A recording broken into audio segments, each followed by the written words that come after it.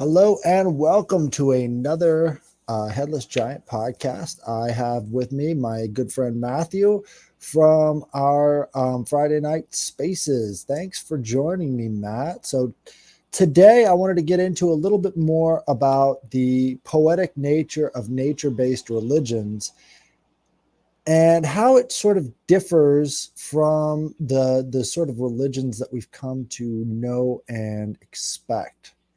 So, Matt, how do you feel about the poetic nature of nature-based religions? Well, thanks for having me. By the way, it's a great honor to be here with you.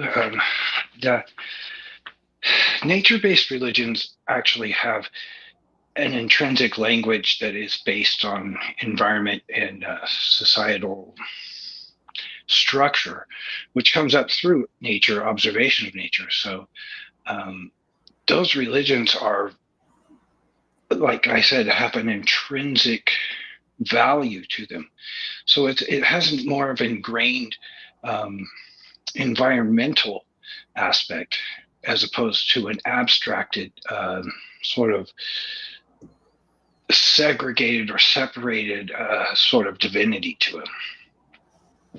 Right, right. And so a lot of Abrahamics have pointed out, they said, well, it seems like the gods are wearing masks and they can just go back and forth behind these masks and you don't know what you're dealing with. Well, what they're describing is one of the strengths and not one of the weaknesses of more nature-based religions is that it's far more fluid. It flows into one another. These different entities and powers and elementals are more like shifting tides than they are a father figure in the sky that will beat you down based off of how he feels that day.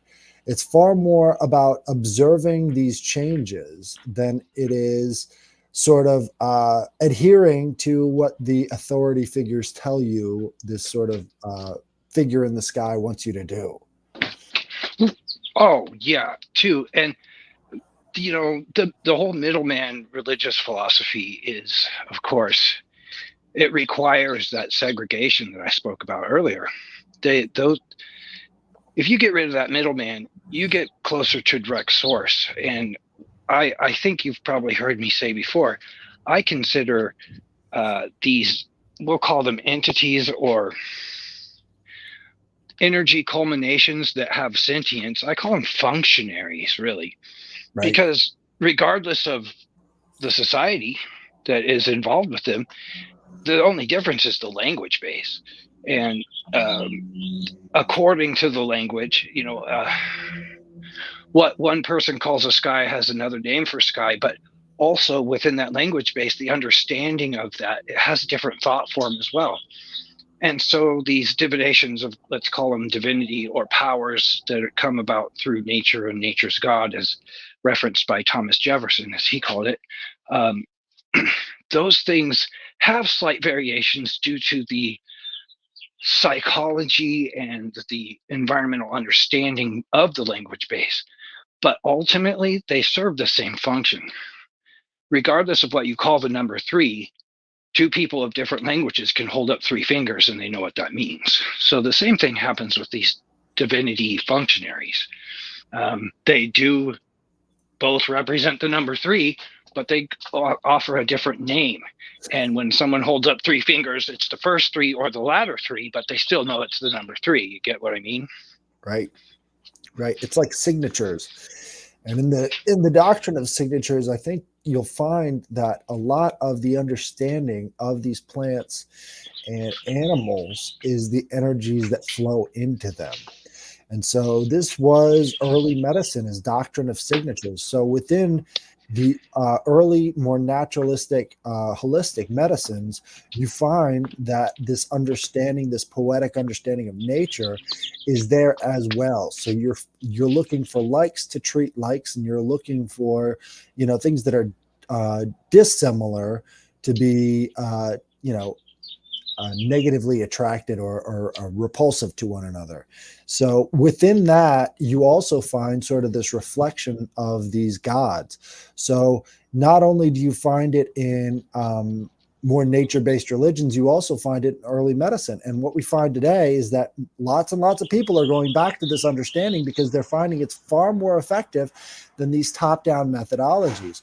So even within medicine, you find this poetry of nature and this poetry of nature-based understanding.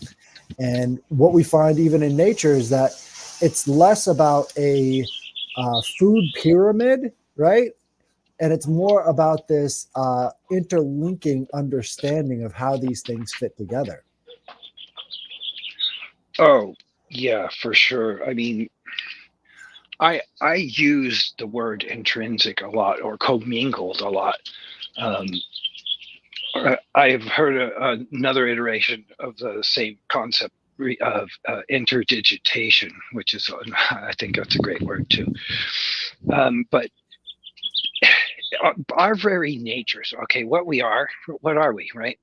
We're carbon and we're elements and minerals and stuff, but we are also fire, we're also water, we're also earth, we're and air, and we're the culmination of these elements, walking around moving with spirit in us, right?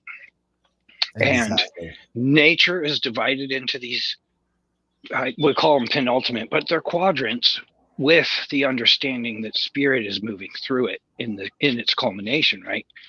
So there's this penultimate value to the human, depending on what system of, let's call it a magic system of understanding, but typically 5 is represented by the pentagram, the pentacle, and pentagons, and then and that's in every single ancient culture has a representation of it, and it pretty much very much leads to the same understanding.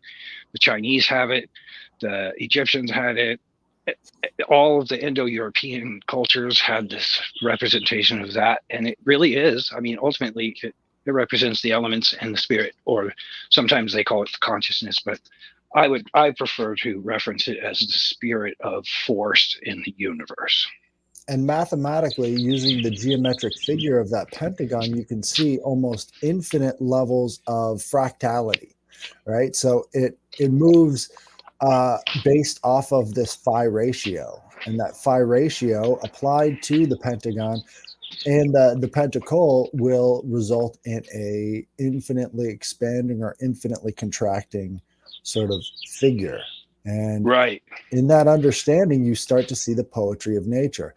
It's this infinite fractality, sort of branching out and touching all points. And that's something that poetry has the ability to do, is that within the conceptions of how a poem moves, you can use these words like brushstrokes that can take a person to a whole other place just through style, form, and delivery, right? These things have a quality to them that can transcend situations and separations. Yes, too, and cadence as well. Then you have entendre, then which conveys multiple meaning, and there is the ability to convey these ideals uh, with both broad and more concise strokes at the same time. So you really get a lot of movement in a really well done poem, by my understanding. Takes several readings to truly get. And poem, for me, if a poem doesn't have an element of mystery or something that somebody wants to solve or get into, they won't be interested in it at all. Right. If it just states plainly in its language, blah blah blah, and there isn't any mystery to solve in it or something to discover, then nobody wants to see that. I don't think it's just dumb. So it might as well be a limerick. Right, which is why I get so enthralled by Greek mythology, because it's written in this poetic style, and it's showing something while hiding something else, and you have to see what is being offered so that you can go behind it and understand it a little bit more from a different angle. And having that understanding gives you a deeper sense of spiritual connectedness. And that's, again, that's just the nature of poetry. And another aspect of the more poetic nature-based religions is that, first off, no intermediary, and the story doesn't end when the holy man says that's the end of the book. The conversation continues, and having that conversation with the gods through poems, through new expressions in these natural fields, you find that this conversation doesn't have to stop.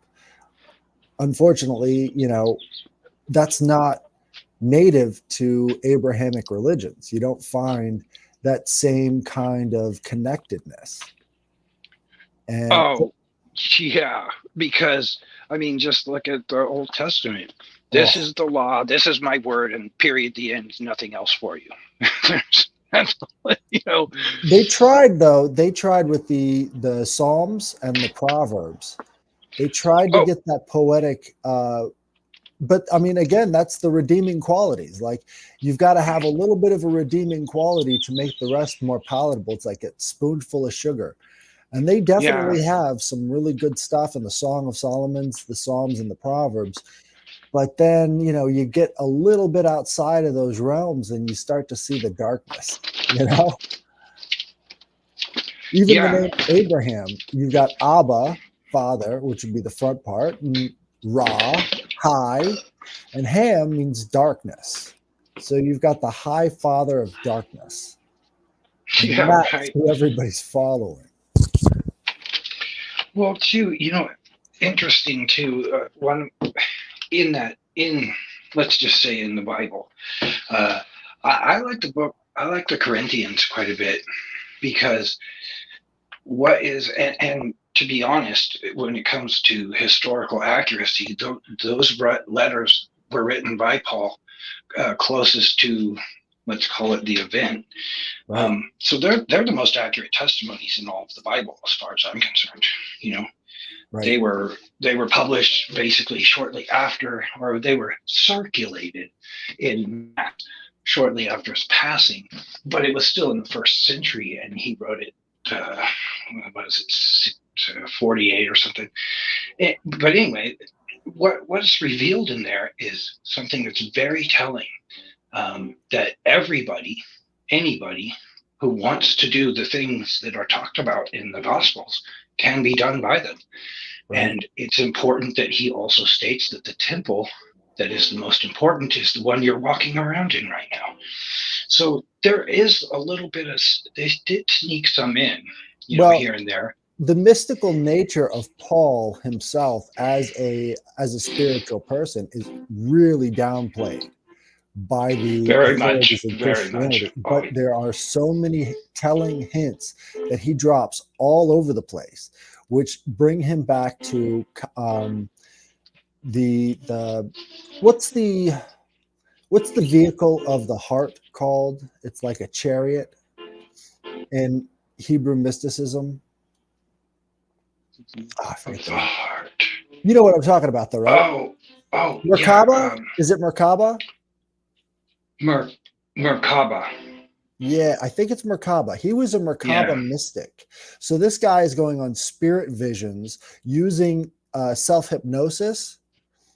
Not right. something very talked about, but oftentimes you'll see in his writings that he's talking about going on spirit visions, and this is how he interacted with this Holy Spirit on the road there. And also his injury was part of that Merkaba mystery as well. So he's got multiple different angles that he's playing each and every one of those books off on, and yet it's never given that sort of poetic license by the authorities today, because if they actually understood that, you have to take some of his accounts as less than literal, right? Because he's Yeah. going on spirit visions. Uh-huh. And I think too, the Gnostics picked up a lot on what Paul was talking about, Absolutely. and the church. I mean, what was this guy's name? Irenaeus. He's the one that started labeling heretics and orthodoxy in what 23 something, to 238 or 230 something like that. He's in that third century, Right. and he hated the Gnostics, and you can understand sort of why, because they were the new kids on the block, and they had some really wild, interesting things, but they clearly believed that the Hebraic God was a jealous false god. They talked about it all the time. They called him Yaldabaoth. That Yep. was his name. And I find that the Gnostic perspective and the mythology fascinating.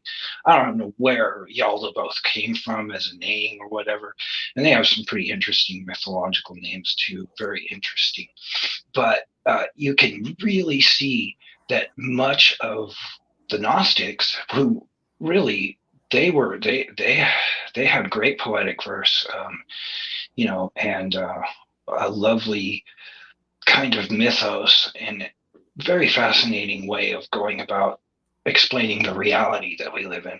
But it was very much came from Hellenistic studies. You can see it pretty It's plainly. it's like a car crash between Mesopotamian and Greek cultures.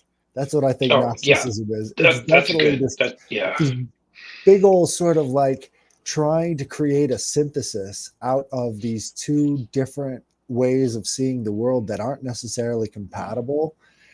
And I think that's a big theme in the first through third centuries is you've got this clash of civilizations on such a profound level that it takes shape spiritually as well as physically with all the conflicts 70 AD, for example, right? Oh, You've got these Babylonian inspired beliefs that are completely sort of antithetical to this Greco-Roman world, right?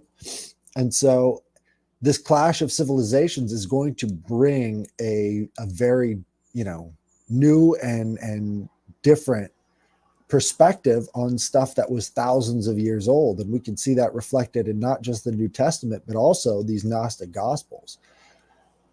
And it's so interesting that they've been just sitting there waiting underground until 1947, right? The coincidences don't end. So at the very same time that the CIA is taking over the world, you've also got the release of all these Gnostic Gospels, which is too I much of a find coincidence. that, yeah, you and I don't believe very much in coincidence, do we? And they didn't get the whole fanfare that the Dead Sea Scrolls got, which came about the same time, but Right. and we know why, because the Gnostics were used to be Hebraic, but they became something else, and they also spoke against the Hebraic God very, very plainly. It's Right. not well masked, is it? But you've got sort of like this flattening force, right? That's what the mainstream Abrahamic belief is. It sort of flattens everything out, and it's do this, don't talk to the gods. We'll tell you exactly what you need to do. And then you've got this other force, and this other force is in constant poetic connection with the gods. And they're constantly trying to see and experience the gods in nature around them. And they're trying to experience things on their own, looking into the deeper mysteries and expounding upon those things. And in the Bible, it says, do not engage in these false prophecies, and it's like over and over again, they're just trying to smash anything coming from that poetic perspective. And once you start to get that idea, it's not hard to track that throughout history. You got that same conflict all over the place. You got it in the Renaissance. You get it in early America. You get it from the British Empire, right? There's this constant force of trying to flatten that which is beautiful, that which is perfect in itself. And so, Oh yeah, you nailed it right there. Poetry and any artistic expression is an endeavor to reveal one's relationship to a beautiful aspect, whatever iteration it is, right? The pursuit and recognition of beauty is artistic expression. I mean, look at Salvador Dali. He found beautiful ways to articulate nightmarish things. Okay, um, even Da Vinci, he painted a shield for somebody that was so terrible in its aspect they never saw the light of day. So maybe he found beauty in nightmare. He found it because everything has an element of beauty in it, and poetry is the endeavor to reveal the poet's relationship to it. Whether it's successful or not, it remains for the hearer or the reader to really judge. But as the piece is for the poet, they have all that relationship, and based on how well they can convey it is really Right. how functionality of the poet might be. But it doesn't detract from the fact that there was beauty there. It was seen.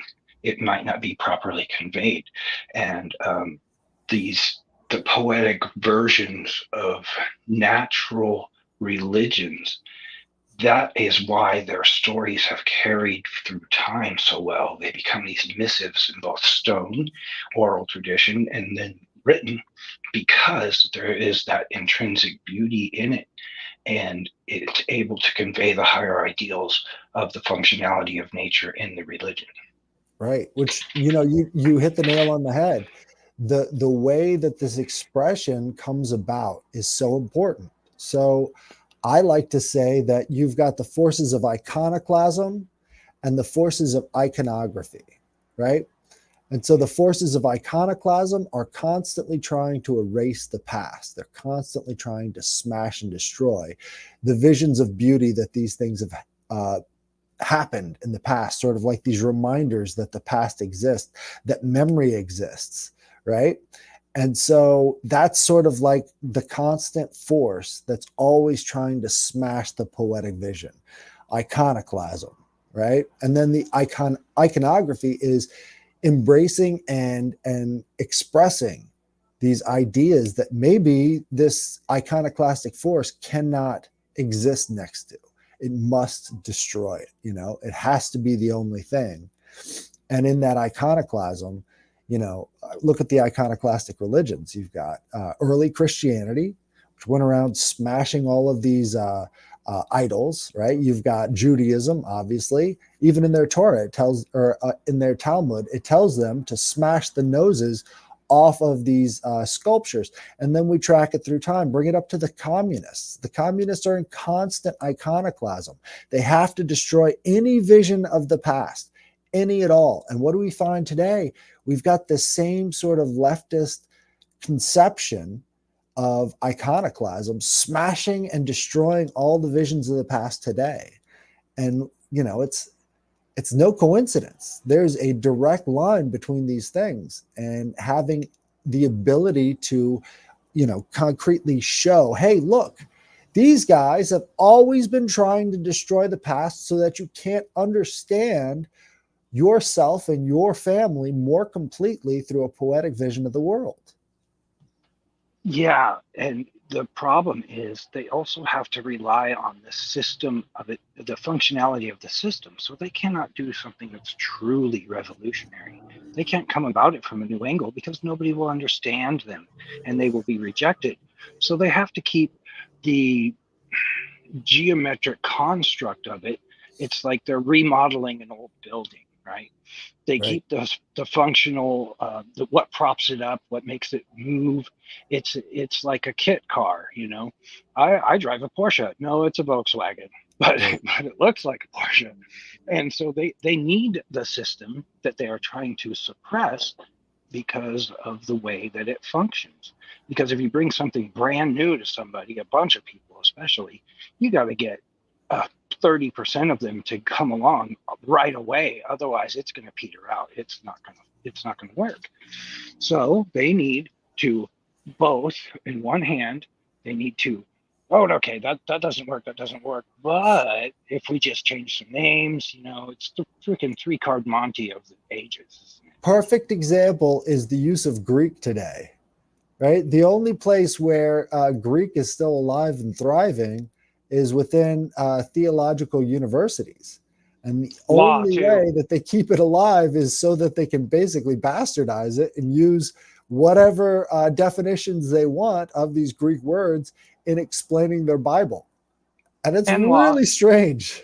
They do it with law, too. There's law, but it's all academia driven. Right?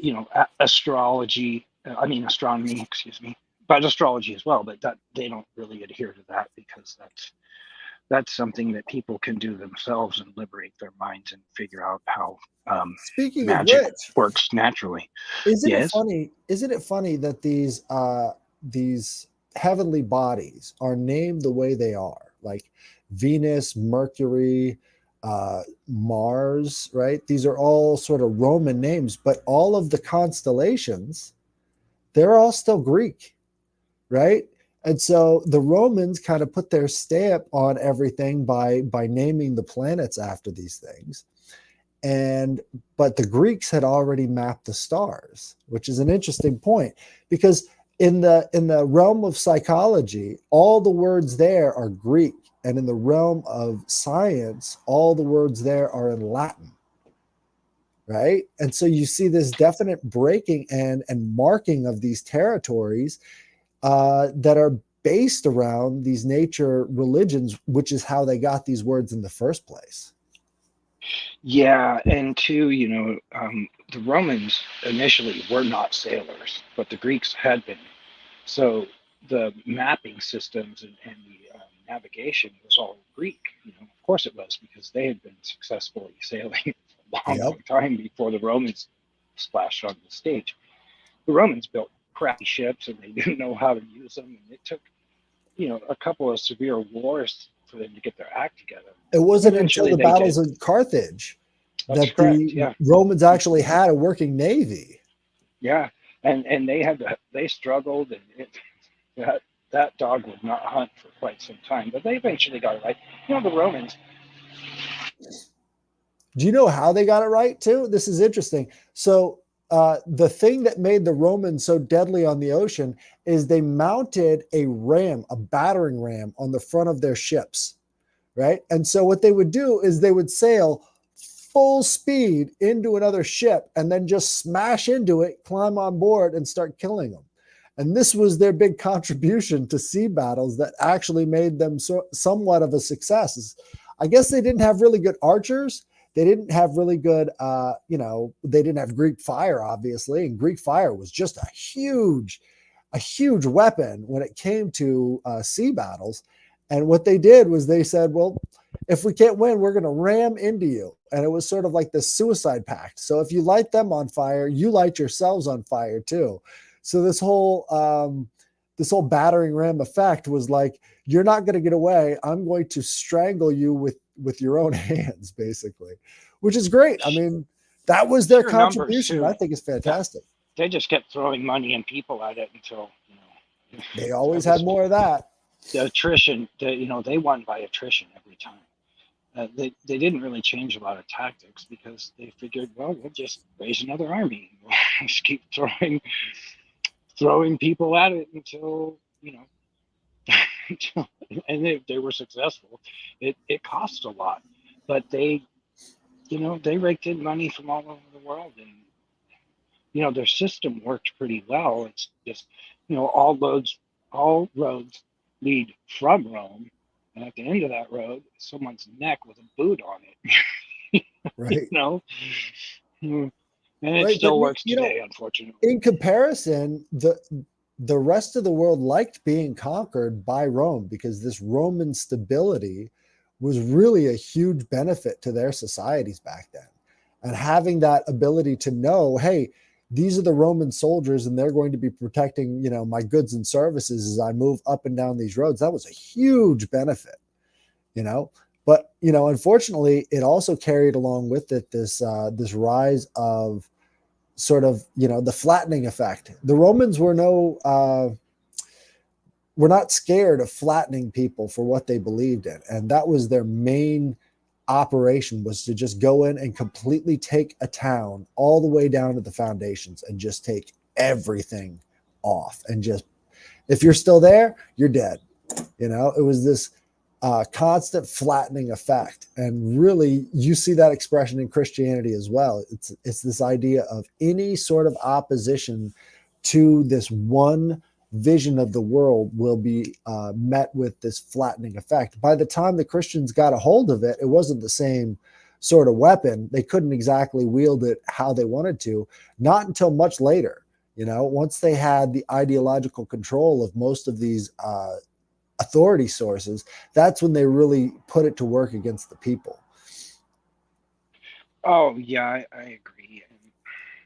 And you know, you were a friend of Rome until you weren't. I mean, ask Boudica, right? Right.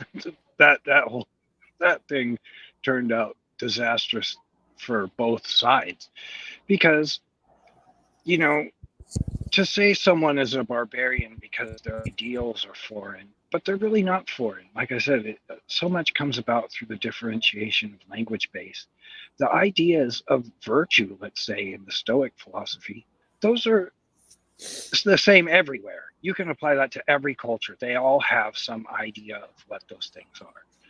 If they're not, if they don't, then they're probably a cannibal tribe or something like that. That's really so isolated and uh, pretty pretty misguided when it comes to what they're doing. But ultimately, any society that trades with any other society understands the virtues at some level, and therefore can be communicated with and understood by that. But as far as the Christian ideology goes, and when they finally reached a level of control, a great example of that is Dostoevsky's Brothers Karamazov. There's a chapter in there called The Grand Inquisitor, and that really, if you have not read that, I highly suggest that because that really encompasses my understanding of how dark Christianity turned during that time. Have you ever read? I have not read that. No. You just read the one chapter. The rest is it's a long it's a great book, but I think you will particularly like the Grand Inquisitor. I suggest it. I think you will like it very much. Sounds very interesting. Yeah, I'll check that out. But it's that flattening that we see as the one power that they lust after the most. You know, once you have the ability to just start flattening, that's real power. That's, you know, according to the people who have been flattening the planet. Unfortunately, now we're in an age where this poetic flourishing of knowledge and sharing of knowledge and understanding of knowledge is starting to expand out back into those same realms, even though we have some of the biggest, most oppressive governments on the planet. It seems like there's kind of a duality, right? So as mankind is achieving levels of knowledge never seen before, it's also reaching levels of stupidity it's never seen before. You have this duality between these two forces sort of competing with one another, and they almost flow into one another in some cases, right? So it's very hard to keep these old dogs away from their old tricks. So as soon as you see a political situation that is inconvenient for one side or the other, they abandon any and all pretense of this sort of poetic flourishing of freedom into far more darker and far more, you know, devastating ideologies. And as soon as they make that flip, it seems to get called out, right? So it's almost like we have them in a philosophical checkmate. Like you can't get away with the same type of shit that you've been getting away with for thousands of years. You know what I mean? Yeah, and it really does explain. I believe that once social media started, at first, I believe that they thought, oh, great, what a great distraction. And these idiots will, if, uh, if, if television or if religion is the opiate of the masses, let's say, then social media, they probably theorized this is going to be the fentanyl. And Right. what happened is people like you and I and our circle of friends and people that are interested, we started to build our own little Socratic colleges and start sharing this sacred knowledge information and creating this new poetry. We're building a new Karnak here, you know? This is a new Right. Karnak. And we get to place our own gods on the wall, and there's no priestly class, there's no rulers.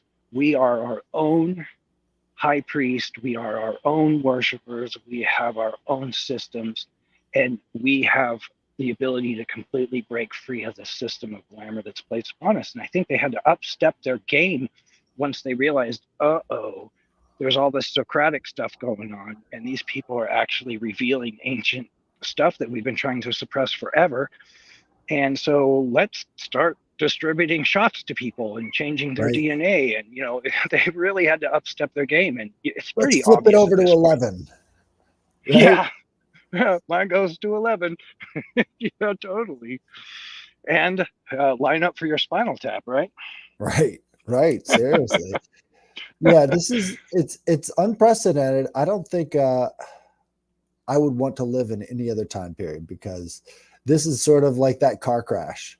We're seeing that car crash, but in reverse direction. So that sort of Babylonian influence of let's completely smash, suppress, and destroy our enemies is now coming head on with the poetic. And I believe the poetic is so much more powerful and profound that as long as we can get the word out there, we're going to see flowers blooming all around these corpses of the past.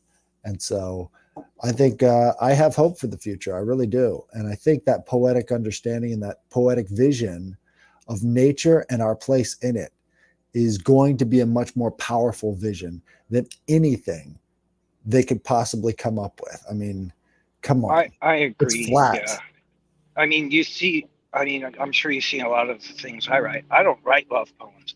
I wrote poems about love, but the higher concept. I write about nature. I write about mysticism. I write about religion. I don't write flowery poems, usually. I write about existence, higher forms of magic. I mean, I write about some pretty heavy, weird stuff, typically to your average poet, I suppose.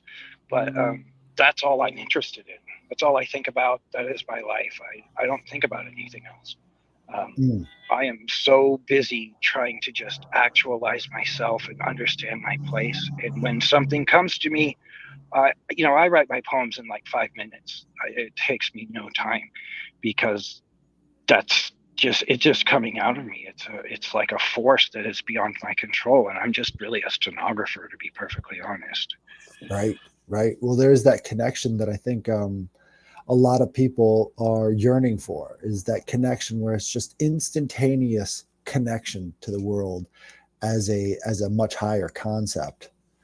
And so, yeah, I mean, once people get their hands on it, I don't think they can go back. And I know that most people have that direction in their hearts.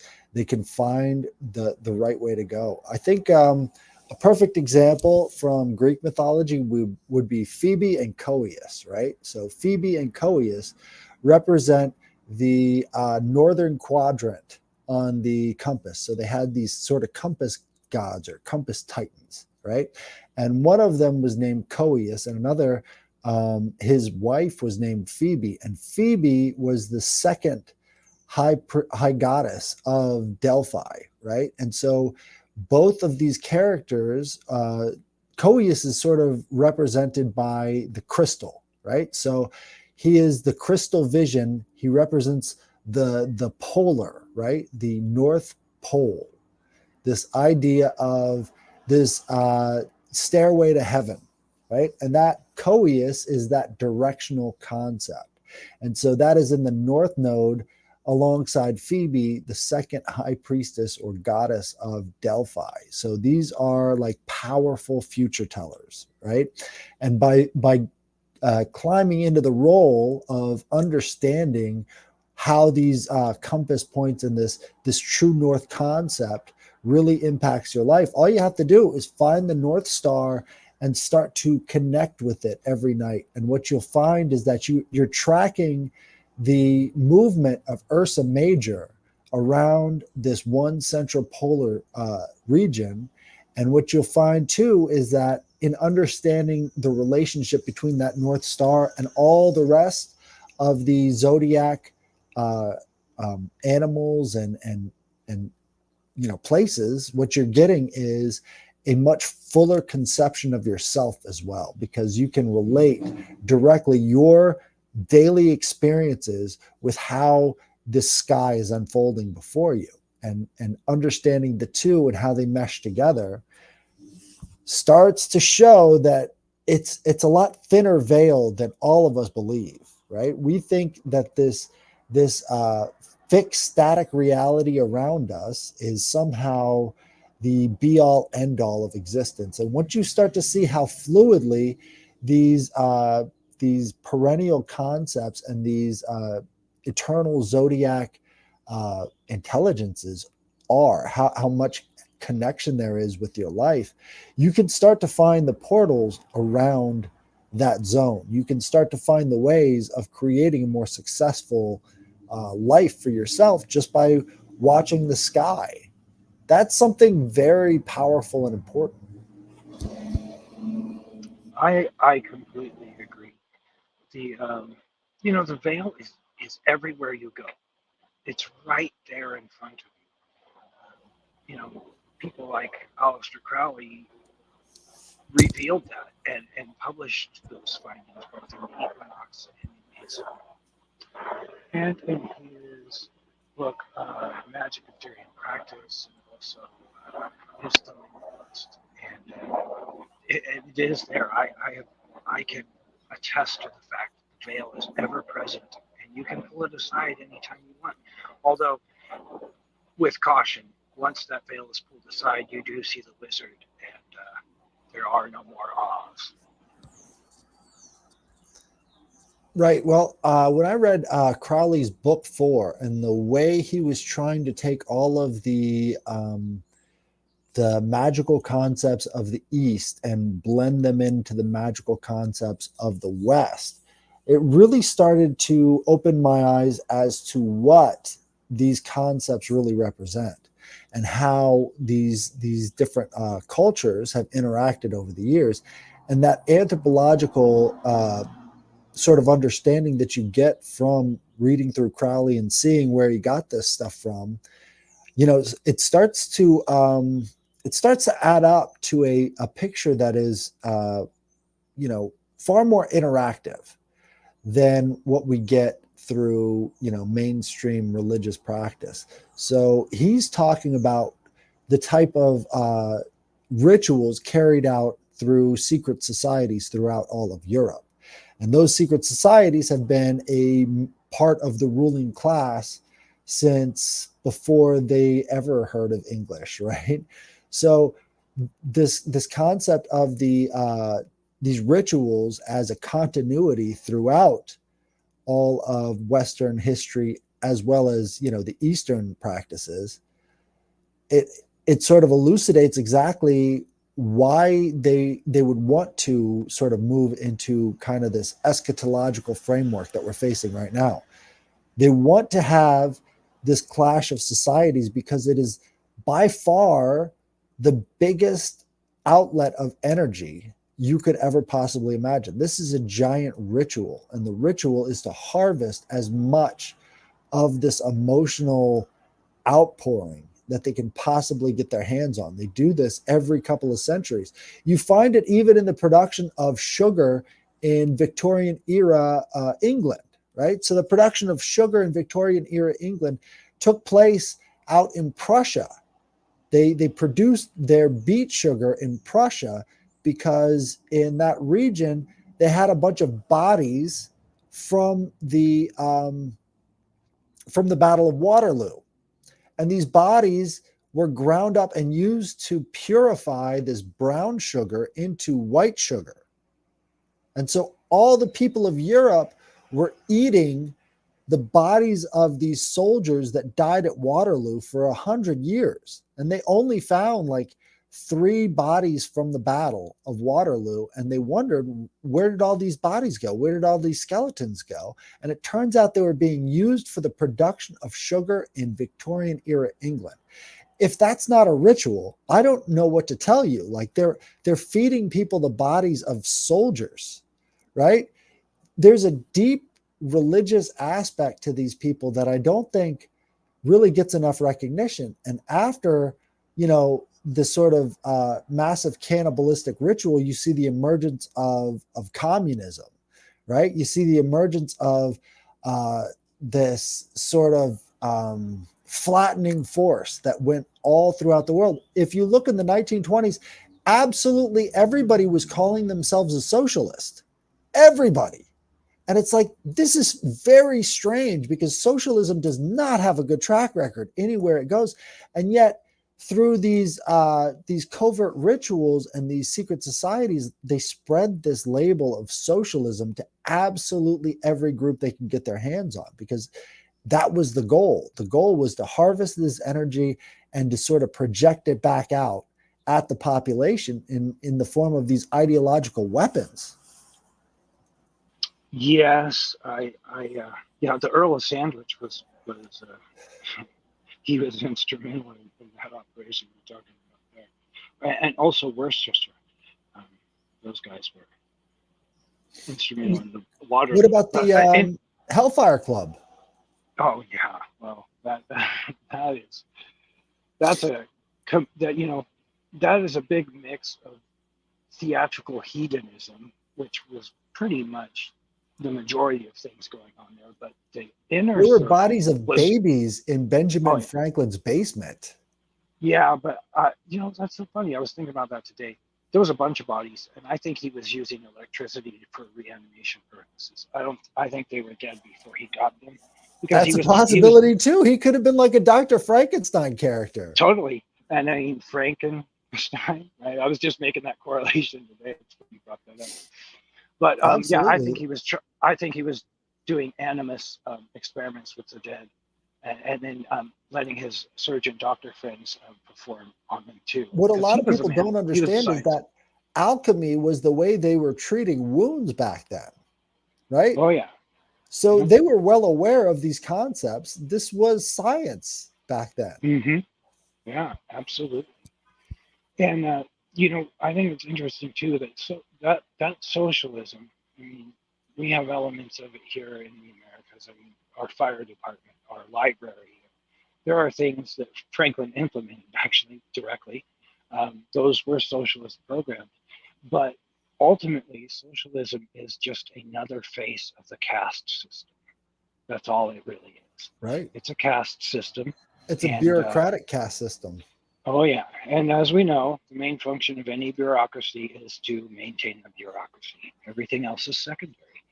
It's a parasitic iteration once again, and to go back to how socialism, it created a new belief system that took away the natural poetry once again, to come circle back to our original theme.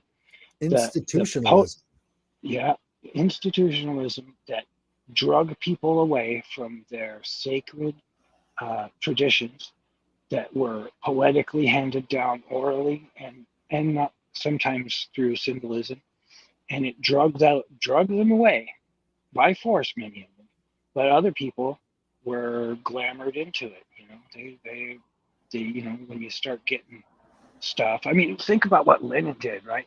He changed his monetary system. Most of the people that lived under him lived 3 or 4 days from now. He said, you have 7 days to change in your old money for the new money. So he starved 9 million people to implement his new system. He starved them to death.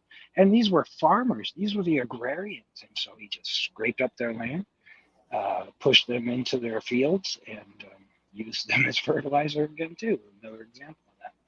And you see how these systems work. It's nihilistic, really. People are just a means to an end. And what's terribly tragic is every single person is a living universe. And for that kind of evil ideology to not only take place in a human mind, but to be systemized, you're talking about a major mystical, magical, generational operation that is unbelievable in its structure and planning. It boggles the mind. But what's happening now with folks like you and Corrine and well, real quick, I just wanted to point out that the Freemasons in Russia were on both sides of the conflict during the Bolshevik Revolution, and none of them were ever killed by the other side.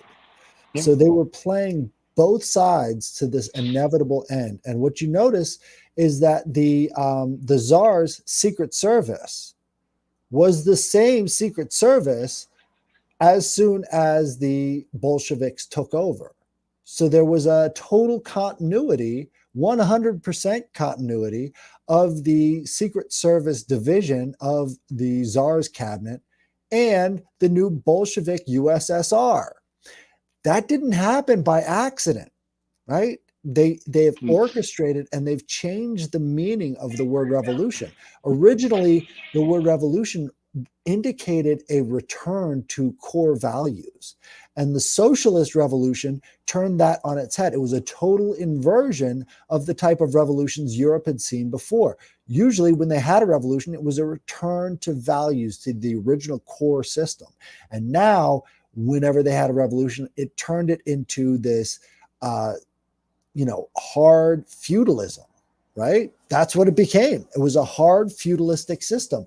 And it's hard not to point the fingers at the people who were on both sides of the conflict who decided that they were going to stay in power as the country's brain before and after the conflict, Oh yeah, and the Rothschilds to put a funded fine that. point on it.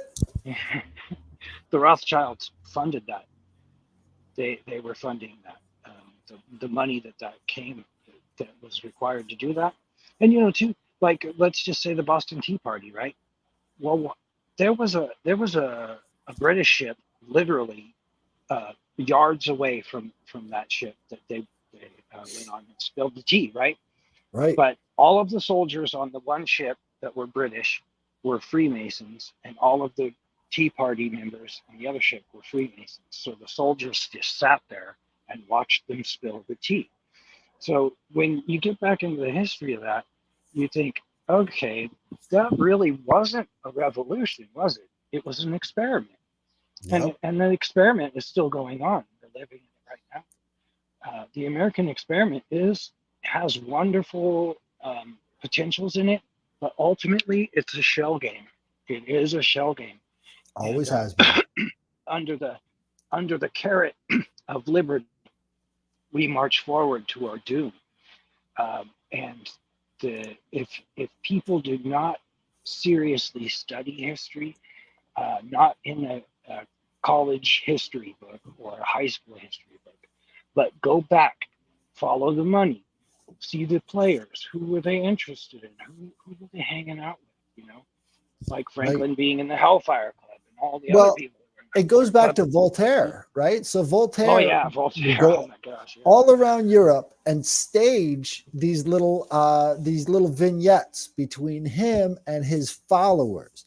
So his followers would get in there and pretend to be this hard royalist. And then they would make these arguments for both liberty, and then the other guy would be making the arguments for royalty. And they would put on these plays to try and convince everybody. But really, Voltaire's friend over there, he was a ringer. And his purpose was to lose this debate and change everybody's mind in the pub that maybe liberty was preferable to royalism. And we see a continuity of all of these events afterwards taking place with these Freemasons to push forward these agendas of these secretive groups.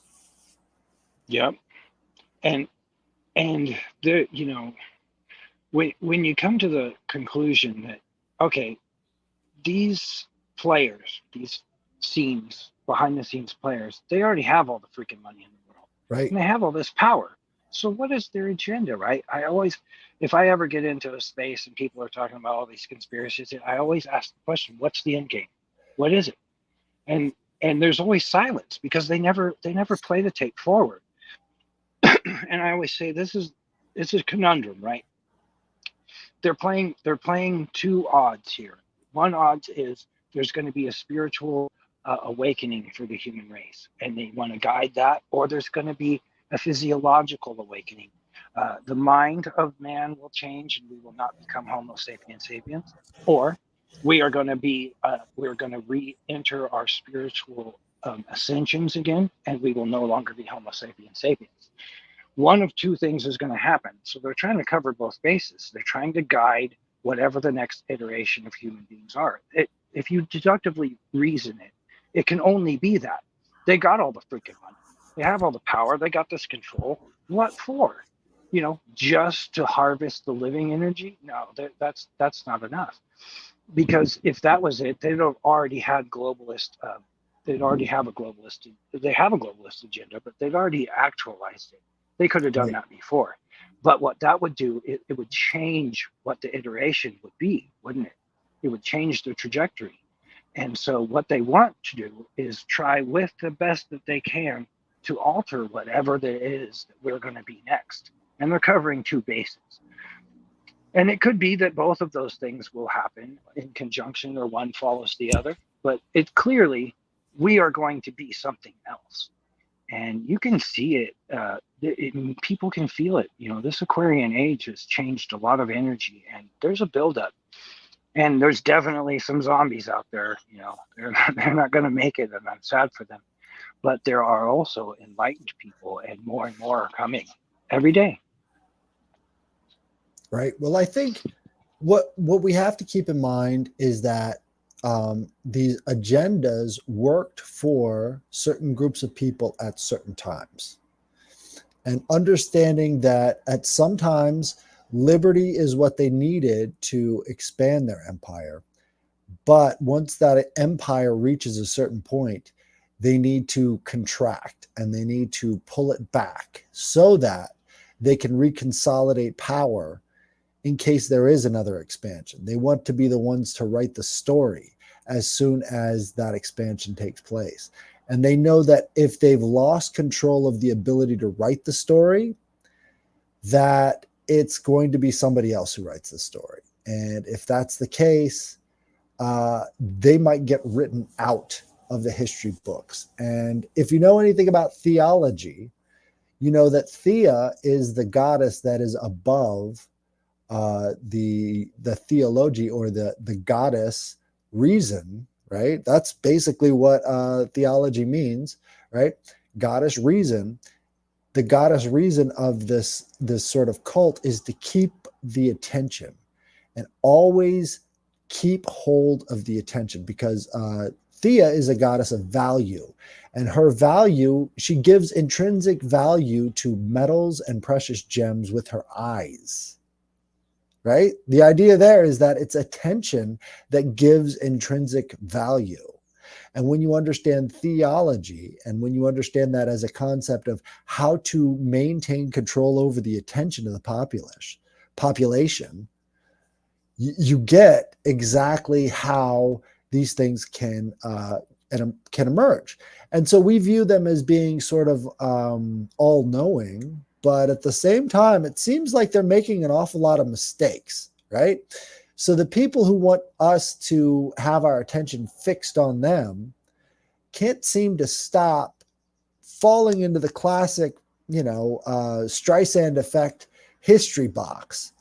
And I think maybe it's time to realize that the game is run out. There's just too many pieces on the board for you to control all of them at the same time. Maybe it's time to take a step back, right? And I think that's the point where we're at, is that now, I mean, let's face it, the power of story is everything. We cannot speak unless we're speaking in story. We cannot think unless we're thinking in story. And as soon as somebody gets to write the story opposed to the popular conception of how things are going through their lens, it changes the nature of the paradigm pretty drastically. So the power of attention really is this power of God on earth, right? If you can control the power of attention, you're basically in charge of all of these people. Because once you have their attention, and once you have the ability to get them to move as sort of a murmuration, you kind of assume yourself to be God. And they've constantly tried to hold this position on the throne of heaven as this sort of master of human attention. But it's not working anymore. We're not turning our attention towards what they want us to. And in effect, as soon as that attention runs out, as soon as the people who are being told to go commit these atrocities start saying, this doesn't serve me or anybody I love, the game is up. And we're so close to that point, and people are really starting to turn their attention away from the things that they're being directed to. What are your thoughts on that, Matt? Well, yeah, I mean, but too, these systems of control have been practiced for millennia. So I do think that there is a program of let a field go fallow, if you know what I mean. They got to do crop rotation, right? So they will give the perception of a failure or perception of appearing through just enough to make people question, make a reordering, restructuring, and then place that new information and say, oh, okay, now it's back to normal, but it really is not, it's not back to normal. Well, to achieve that end, I think you would need an entirely new cast of characters, right? Because once a character has been tainted by this filth, basically, I mean, it's a filth empire. As soon as they're tainted by it, everybody knows, and they lose prominence. And we see people losing prominence day to day. It's astounding, really. Like, these are the people who would be telling us the story of ourselves, and they're just completely being wiped out based off of their association with the people who have always been in charge of things. So they're going to need a whole new cast of characters if they're going to pull this off. Sort of. The way I look at it is sometimes to achieve checkmate, you sacrifice your queen. You can put a major player in jeopardy, and those players, when they enter their game, they are fully aware of their expendability. But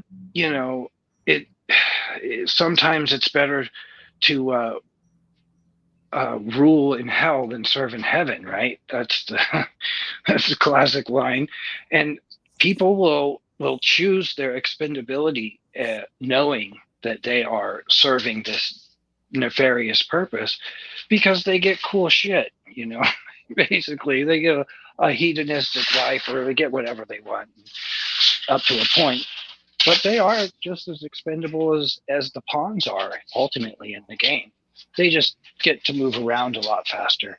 But in the end of it all, what ultimately you said that I find very valuable is having attention. If you are paying attention to yourself, where you are, and actualizing who you are and what you need, they can't really control you anymore. And I really see a lot of that awakening happening now. And that natural, that poetry of nature has really come into people's hearts, I think, and being sown into their consciousness, where enough of them have come together with their disparate kind of viewpoints, but the bones of it all are there. And I think that there is a new poet, or a new verse to the old poem of natural magic and natural religion. I think there's a new verse that people like yourself and other people that I've been interacting with, I believe that's really happening.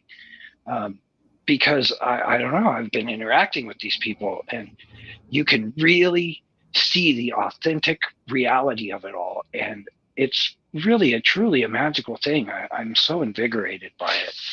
I think you do great work. Orpheus does not die. No. That's the moral of the story. Orpheus does not die. You can't kill him. But he doesn't get his wife back. No. You can't go back to the past. Can't look back, right? Exactly. Well, this has been awesome. I've loved having you on here. We've gone about an hour. This is, I think this is a really good episode. I hope you guys out there watching are sharing this around. Get it out to your friends. Have them to experience a little bit of the poetic reality that we live in. And maybe they can start to see it in themselves and start to bloom outward. Thank you for joining us. This has been another Headless Giant podcast, and I'll see you next time.